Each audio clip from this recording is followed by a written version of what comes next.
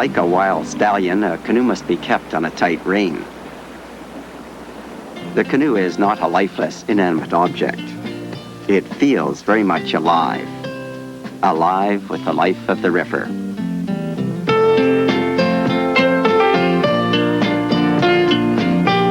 Difficult rapids are descended slowly. The paddle remains in the water with the weight leaning on the blade for stability and balance. Using pries and draws, the canoe is side-slipped back and forth to line up with the deep water channel.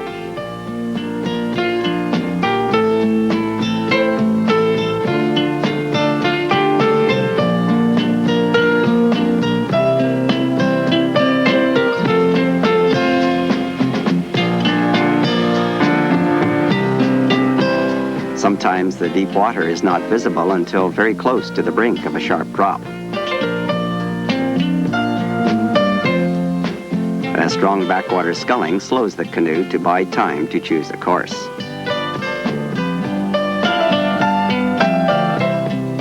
A back brace stabilizes the canoe, and the pry side slips the canoe into position above the next deep water channel.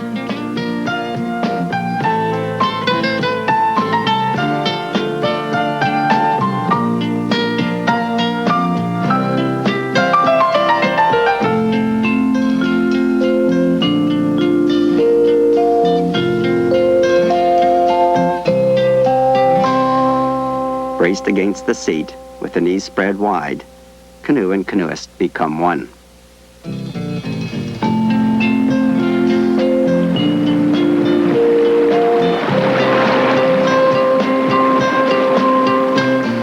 Change sides well in advance of the danger area. That one was late, but lucky.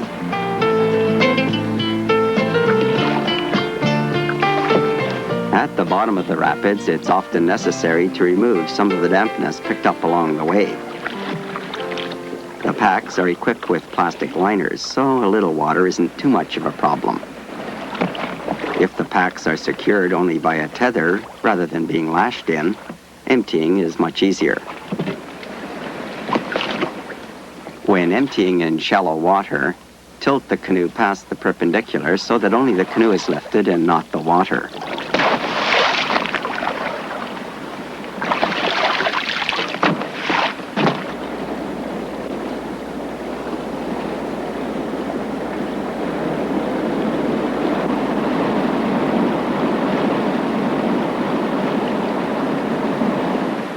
Never stand in a canoe, someone once said. And the old adage persists even today. Now, it is true that you shouldn't attempt it above a rapid until you're very familiar with the position, but the improvement of the view beyond the brink is considerable. If the deep water channel is not obvious, the rapids are surveyed from the safety of the shore. A sculling draw side slip avoids the possibility of drifting broadside onto hidden rocks.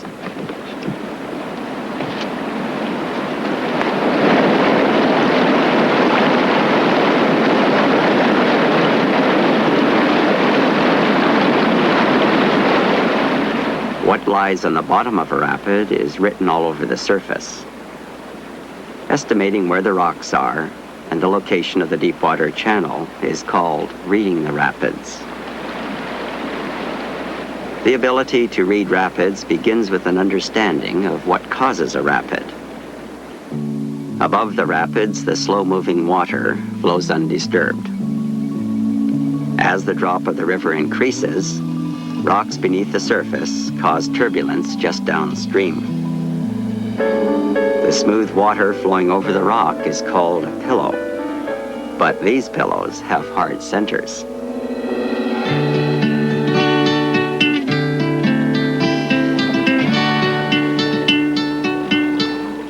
With a further acceleration in the current, the turbulence breaks into waves or rollers that curl towards the rock.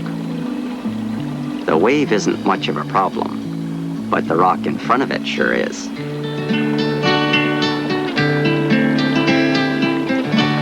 An increase in rate of flow causes a corresponding increase in the size of the wave. There is now sufficient depth to float the canoe over the rock. and the downstream wave isn't large enough to worry about.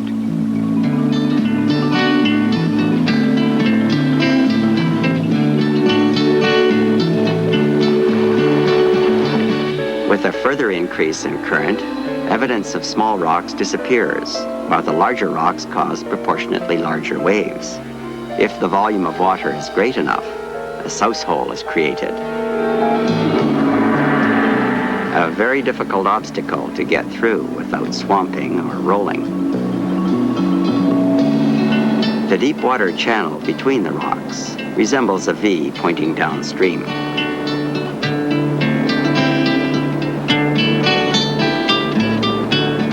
A rapid is considered easily navigable if the V's are clearly defined and aligned in such a way that the canoe can follow them.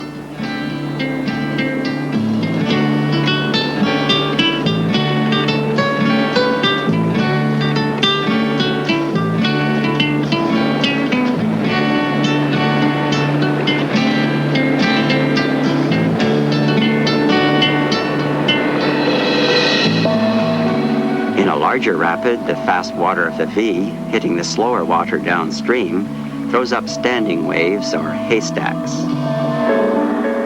Size varies with volume and speed of the current. There is usually a procession of them aligned downstream, like a roller coaster. Haystacks are a deep water wave and easily runnable, if not too large.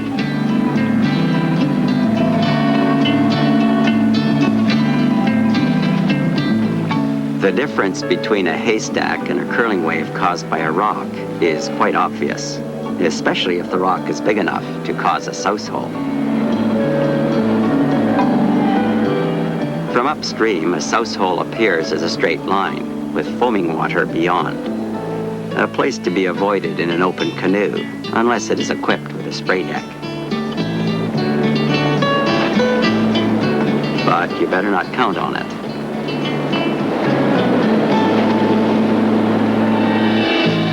The spray deck is only a compromise between an open canoe and a specialized whitewater canoe. The spray deck helps, but only a good solid brace will get you through a souse hole. Rocks sticking above the surface are easier to avoid, but can be dangerous if you broadside onto one.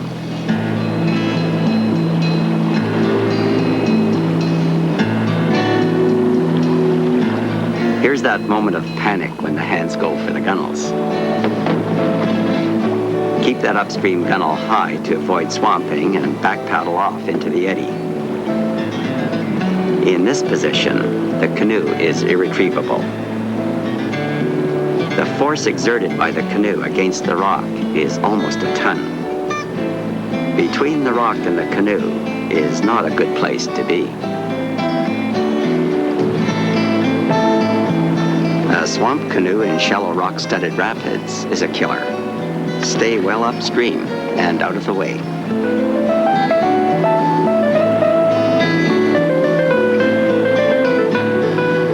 Canvas canoes break up faster, but they do have other advantages, like kindling a fire before the long walk home.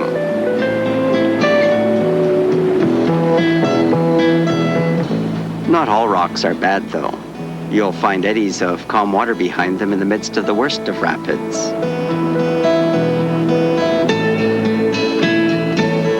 To break into the eddy, pass the rock as closely as possible. Reach out and plant the paddle in the eddy and draw the bow around into the calm water.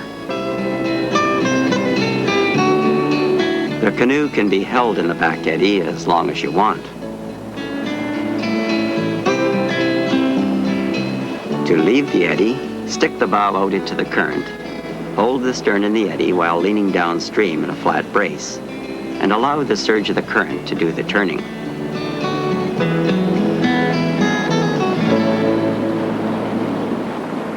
A curling wave stretching part or all the way across the river indicates a ledge. The difficulty of running a ledge varies dramatically with changes in the water level.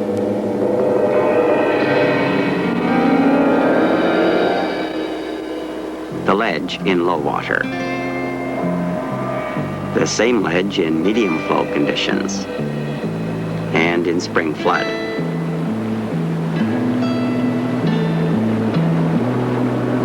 In high water, there is no danger of hitting any rocks.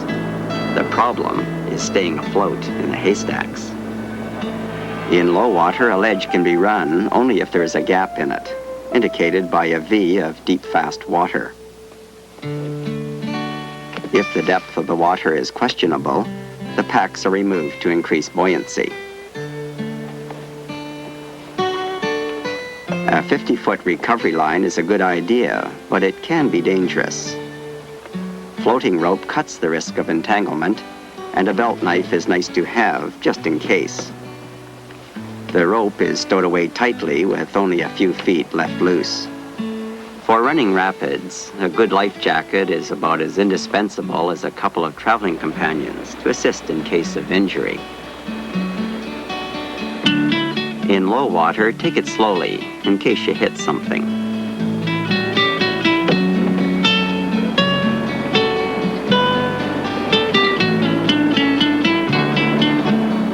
In high water, the problem is to break through the curling wave without swamping.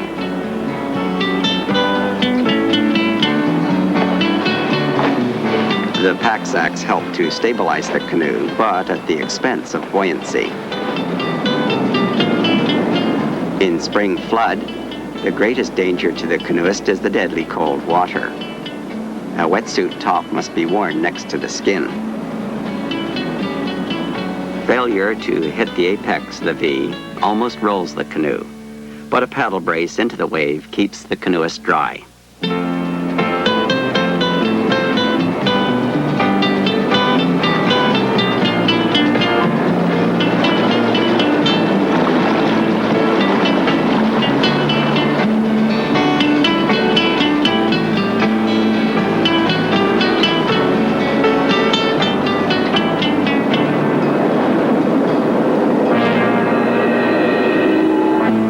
Another rapid in full flood.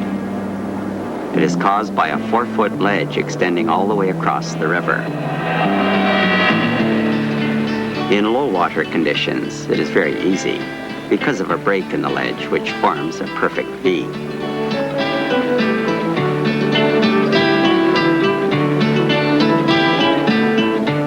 In low water, the ledge is no problem. In high water, it's a killer. Several people have died in this rapid, not because they tried to run it, but because they were swept into it by accident. In high water, the approach to a chute can become very dangerous as the water races to the brink.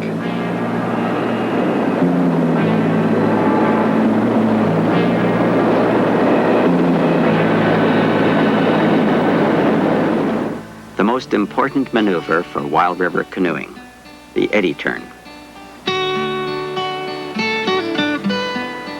It's called eddying out.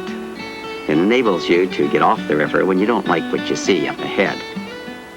If the portage is on the other side of the river, the canoe can be ferried across the current. The upstream ferry is the strongest. The canoe is propelled forward against the current and then drawn across the river at a slight angle. The force of the current on the side of the canoe assists in the ferry. Lean the canoe downstream and use the back eddies behind the rocks. For a more aggressive but risky method of crossing the current, power out of the eddy and across the current as quickly as possible. Finish the traverse with an eddy entry on the opposite shore.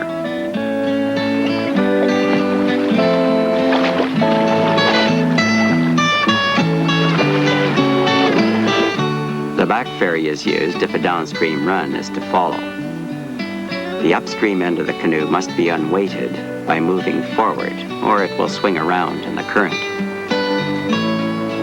Backwater sculling holds the canoe upstream at the proper angle while making the traverse. When the canoe is in the desired position, the downstream run begins.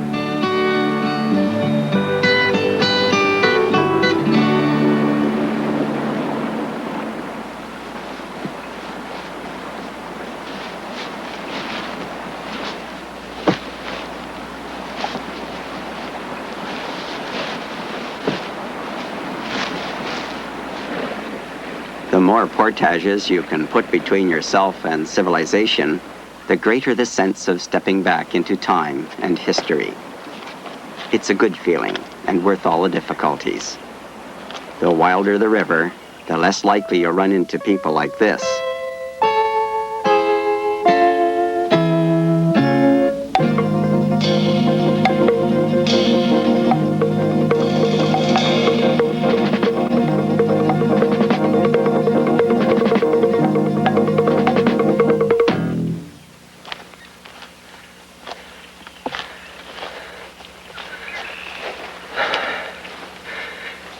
If not enough people know or care about wild rivers, the ones that still remain will soon be gone too, silenced forever.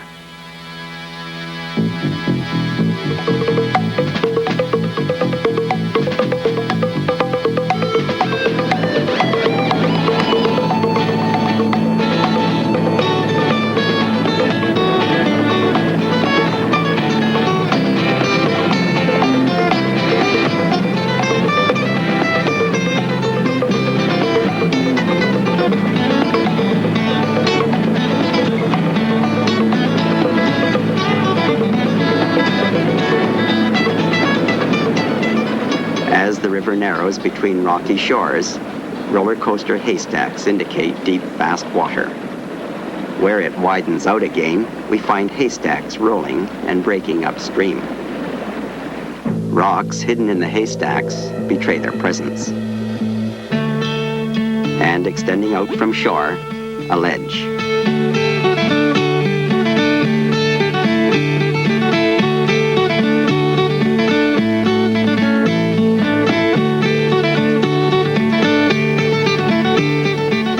In low water, the rapid is not difficult. But in high water, most of the river funnels into a souse hole caused by the ledge. Over on the right, the rock garden that was exposed in low water is now buried. The strategy is to hang tight to the right shore.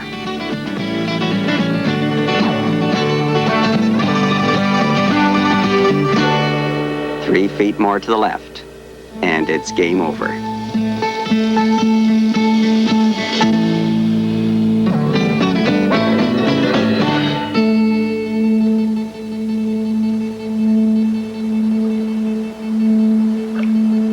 The purpose of a wilderness journey is not to get from the top of a river to the bottom, but to enjoy the river and adapt to its ever-changing moods by poling, lining, wading, and portaging.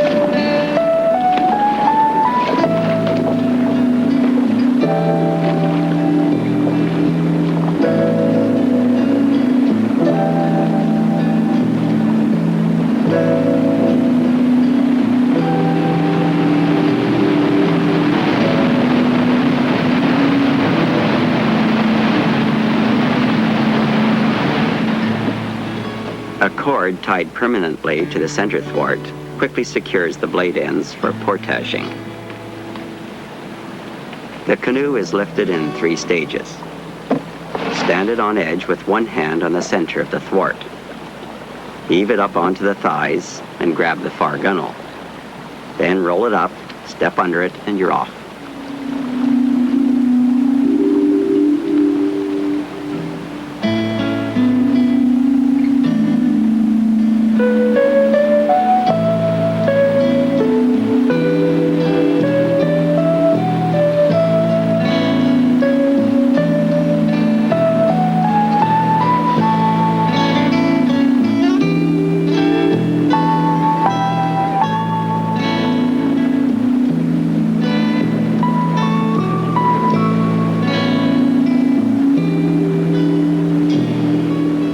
One of the dangers of running rapids is that it's habit forming.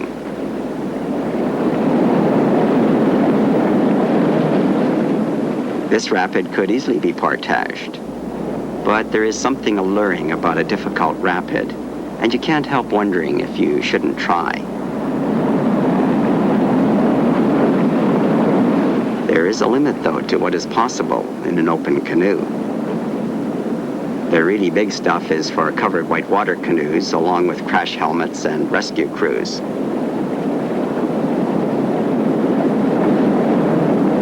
This is one of those borderline rapids. It's a long one, and there are sluice holes. However, the downstream V's are there, even if somewhat obscure and hard to read. But with someone along to help pick up the pieces, the lure is irresistible.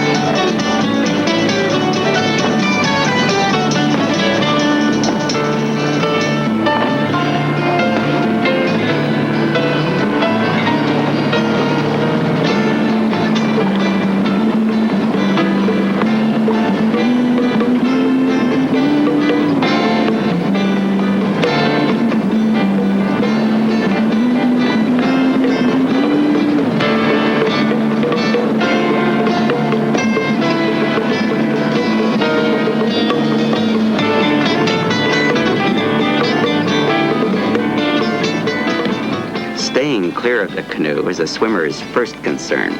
The second is keeping the feet up near the surface to avoid entrapment between rocks.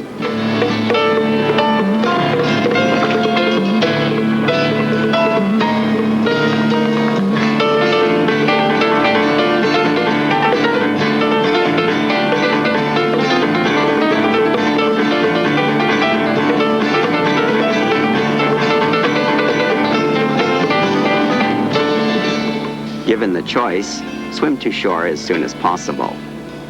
Failing that, don't attempt to recover the canoe until you reach deep water.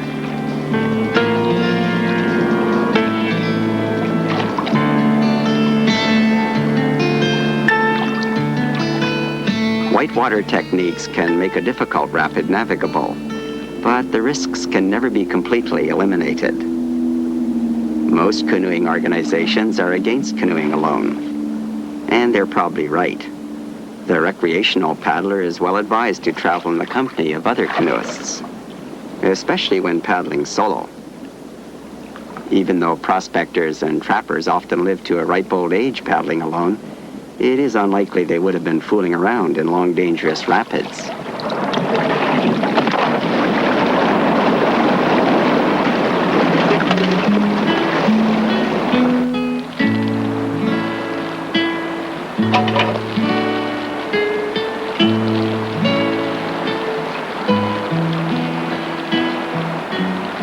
The age of the canoe as a vehicle of trade and commerce is gone forever. Today, the canoe has become a means of rediscovering the natural world. And like the Ojibwe and Cree before us, there should be no evidence to tell that we have passed this way, other than the imprint of our feet along the Portage Trail.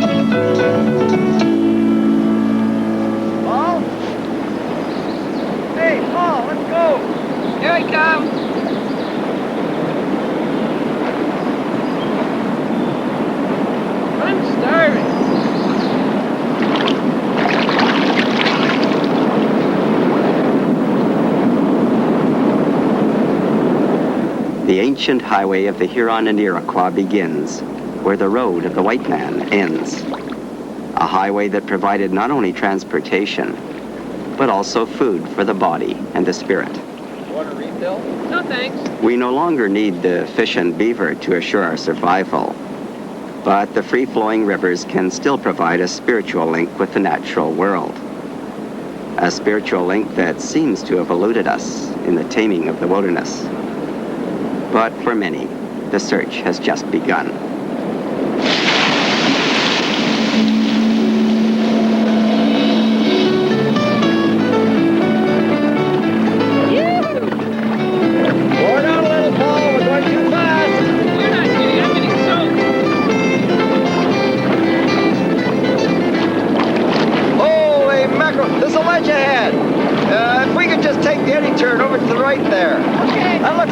Let's take it over there. Hold that tight. Let's look it over. That doesn't look too bad over there. Yeah, but I'd like to look it over from shore, though, I think. Oh, that doesn't look so bad. We can squeeze it through there. Yeah, but that ledge isn't as deep as it looks. You know, I think you're right. But see, there's the main problem. You'll have to... The risks are still here, but the element of danger diminishes with whitewater skills. By studying the surface of the rapids, it's possible to know where the rocks lie and plan a course to avoid them. Rocks beneath the surface betray their presence by a curling wave lying just downstream. A shallow rock will damage the canoe. A rock that is lying deeper isn't much of a problem, but the downstream curling wave sure is. The deep water channel is indicated by a V of dark water pointing downstream. Waves or haystacks pile up as the water surges through the gap. They are a deep water wave. The waves to avoid are those foaming stationary ones that curl upstream. They are caused by rocks near the surface. A straight hard line across the river, followed by foaming white water, warns of a ledge.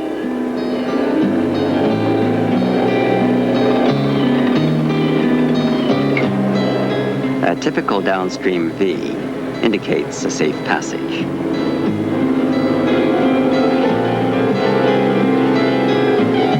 The small standing waves or haystacks are no problem.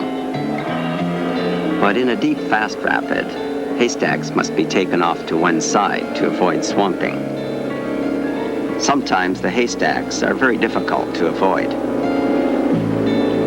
Although a deep water haystack can be a lot of fun in a short rapid, they should not be attempted in a long one. Swamping near the top could result in a long, dangerous swim.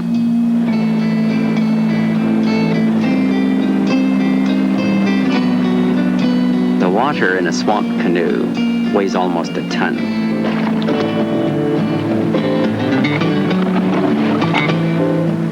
In a 6-mile-an-hour current, the canoe exerts a pressure of 3,000 pounds. Between a rock and the canoe is not the place to be. Getting smashed against a brick wall by a Volkswagen is a pretty good way to describe how it would feel.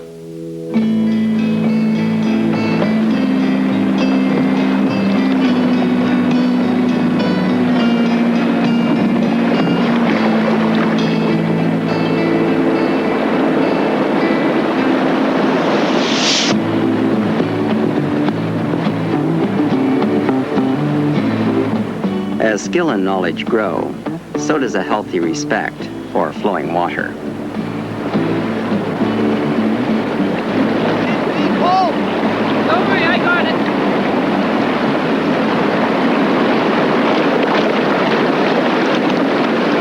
There's a ledge just below there. Yeah, I see Take it. Eddy turn, right. To the right. The eddy turn to shore makes it possible to get off the river when you don't like what you see up ahead, and you need time to look it over. It's a long one, boy. Yeah, and tricky. Listen, let's try a ferry right over there. To reach the opposite shore, the canoe is side-slipped across the current at an angle, so the sidewash on the canoe will assist in the traverse. The bowman must not let the current swing his end downstream. Just set her in there behind that rock.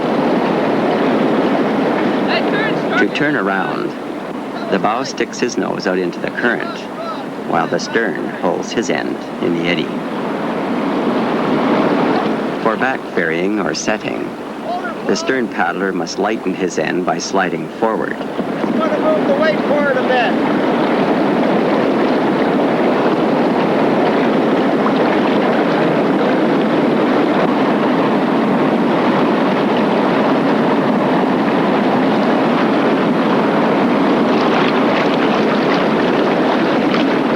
Okay, let her go. Take her down. The advantage of the back ferry is that you are always ready for a downstream run. How's it look? I don't know. It looks pretty tricky. Grab that eddy on the left. Don't let it swing out. Gee, that was close. Wow, look at that. What do you think? I don't know. It's pretty tricky. See, there's a ledge right over there. See the ledge? Oh, yeah. Paul, there's a nice chute over there on the left. See, we can take it through right over there. From the eddy behind a rock, we find the rapids unrunnable. Over on the left, a small chute looks promising. Downstream V's indicate a safe passage. However, below the chute, on the same side of the river, a ledge extends out from shore.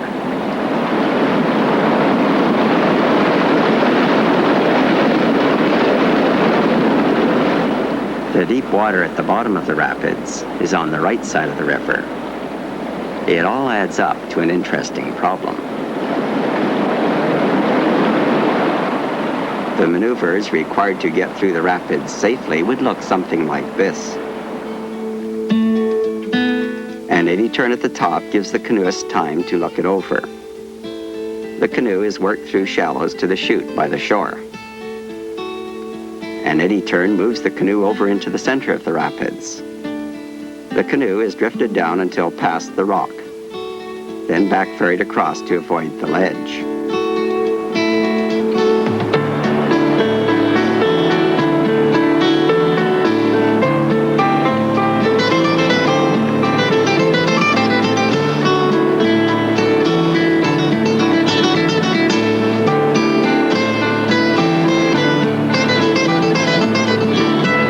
See the ledge? I sure do. I think what we're going to have to do is back ferry. Yeah, okay. But the trouble is, we can't start it until we pass that rock. Yeah, but if we have to back ferry after the rock, that'd be pretty tricky. No problem. Just make sure you don't begin the ferry until your stern clears that rock. Okay? You yell when you want me to start. Now give me lots of backwater to give me time to get it over. Want to give it a try? Okay.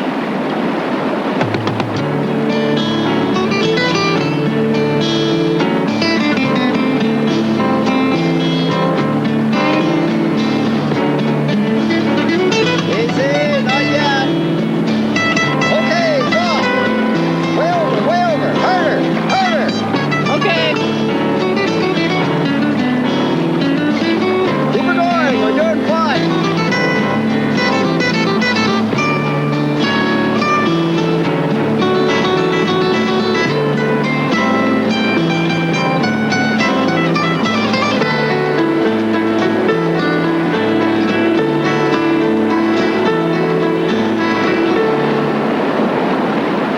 How's it look, Paul? If the rapids are easy, they are read from the standing position. The canoe must be aligned with the deep water channel before entering the rapid. At the apex of the downstream V, we find standing waves or haystacks caused by the fast water of the V hitting slower water. With a little practice, it's easy to tell the difference between a friendly deep water haystack and a curling wave caused by an upstream rock.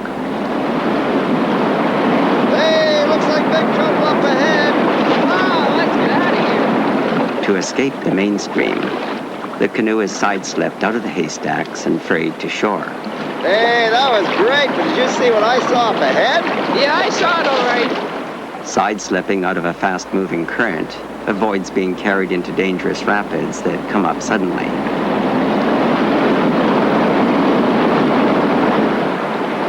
do you think?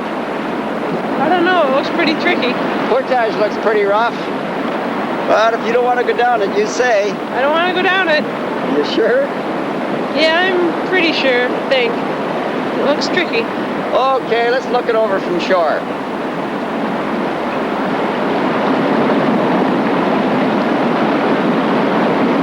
I don't know, Paul. Over there, see? See right in there. There's rocks in there. I think we should take it over. From shore downstream, the rapids don't look quite so bad. A channel becomes more obvious.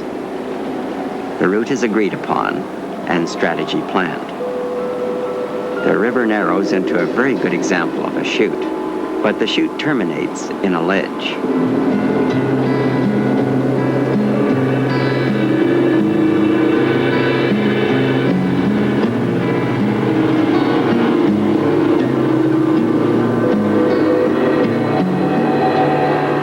The rock ledge is barely visible, but the souse hole leaves no doubt it's there.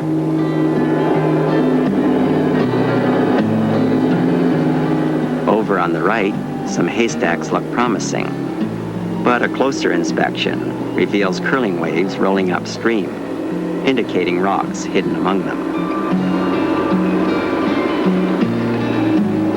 The route will have to be in the middle between the ledge and the haystacks, but it's a narrow target, only about 3 feet wide. The V next to shore looks good, but it's a bit too narrow.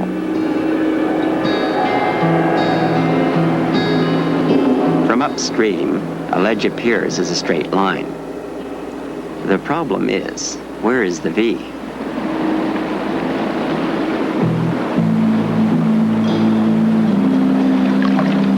Hey, what side do you want? I'm not sure. Well, you better make up your mind soon. Hey, listen, let's take it slow. We've got to work our way all the way across the river there. Okay, cross rock. Take it across. Looks good.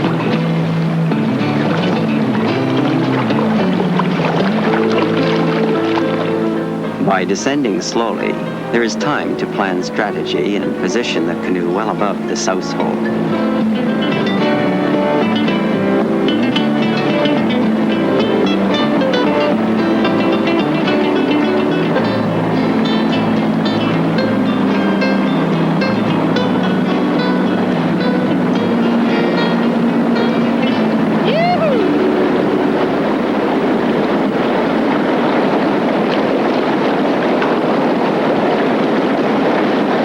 Take it slow. It looks like a big one. Listen, are you sure you know what's around the corner? Yeah, it's okay. Just stay right. The lady out behind the rock there.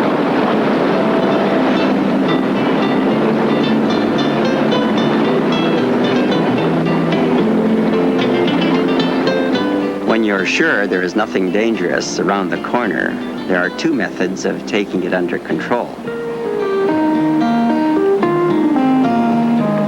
The eddy turn prevents the canoe from being swamped against the rock face.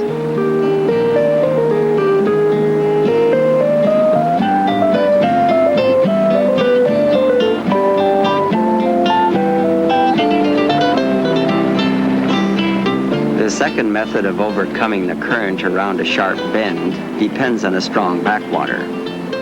The canoe is drifted around sideways. It's called setting because the stern is set over with a backwater prime.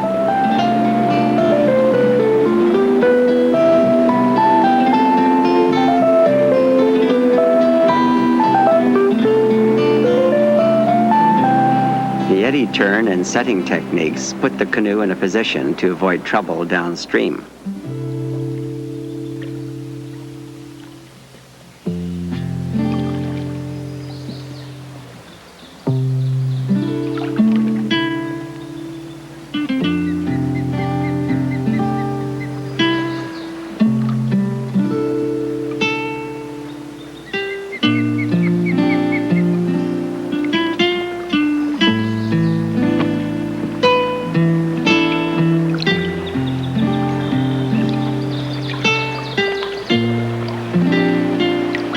Paul. Paul. Wake up. What? What? wow, what's that? Yeah, you're gonna like this one, Paul.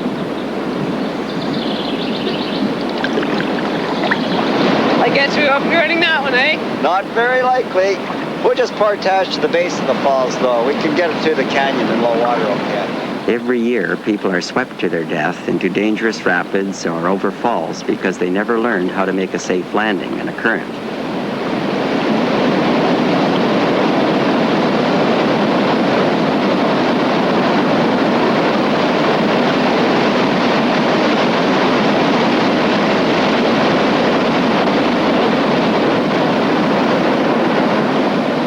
Sideslip the canoe to shore stern first. The upstream paddler makes contact and hangs on. Hang on to that thing. I don't want to go through there. I got it. The downstream man must not grab shore first. Many rivers can be traveled by those who prefer the portage to running rapids. But anyone canoeing a river with rapids or falls should be familiar with all the strokes for making safe landings. Oh, man. How long is this one? It's pretty long, I think. I think it must be almost there now. Oh, wow, I gotta have a rest.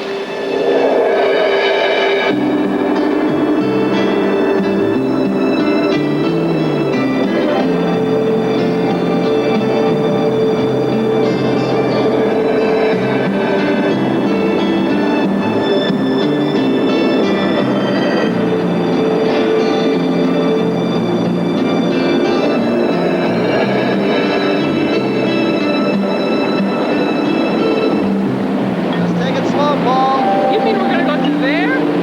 It's okay, we can wait it now.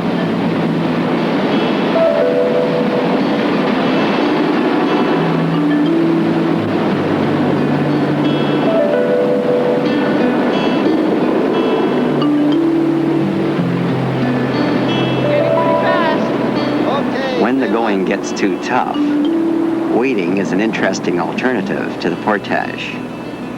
It's also a good way to learn about rapids.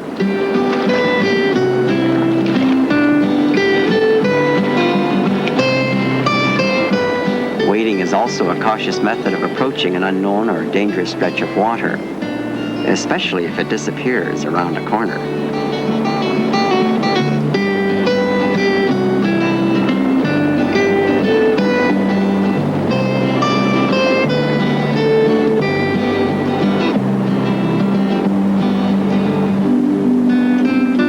Sometimes it's possible to portage the worst part of the rapids and line the rest. A bridle is tied to the stern seat so the pull will be right at the keel line. When working with tracking lines, a belt knife should be worn. It's surprisingly easy to become entangled in the rope.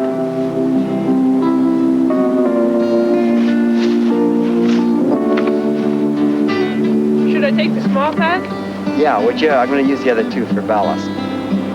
The weight must be placed in the downstream end, or the upstream end will dig in and capsize the canoe. Always remember that whether lining, wading, or ferrying, the end pointing upstream must not ride deeper than the downstream end.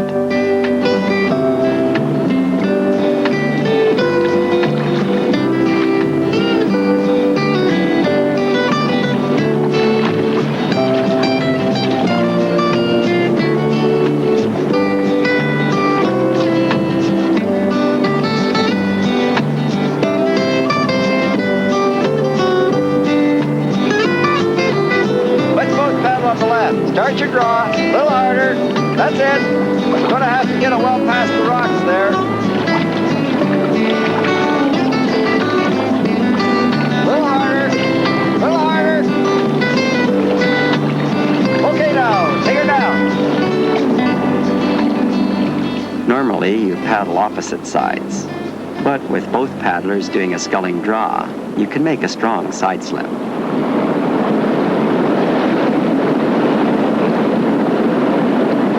Want to brace for me, Paul?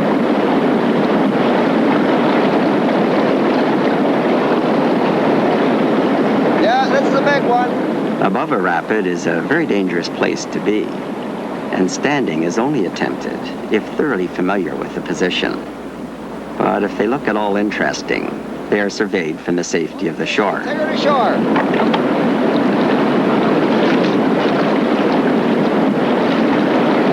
Hey, that sounds pretty wild. Oh, it's a tough one.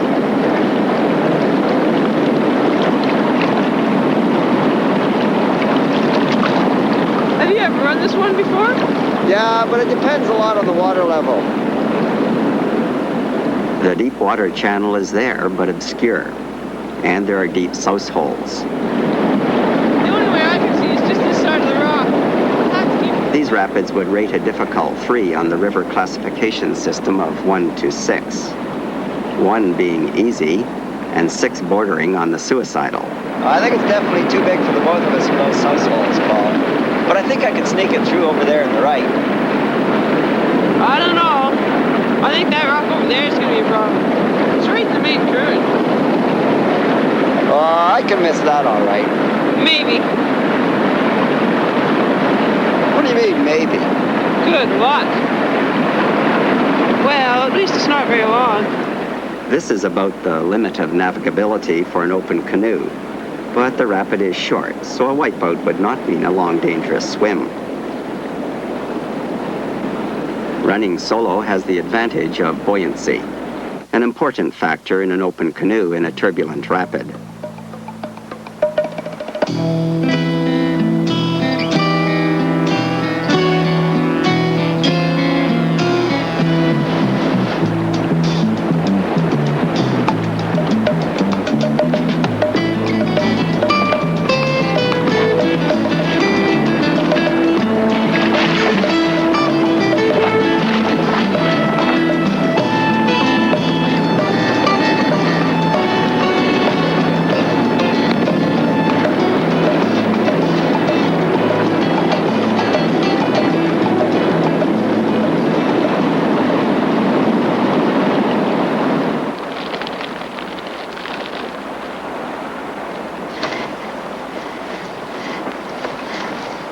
Hey, Dad, how's this?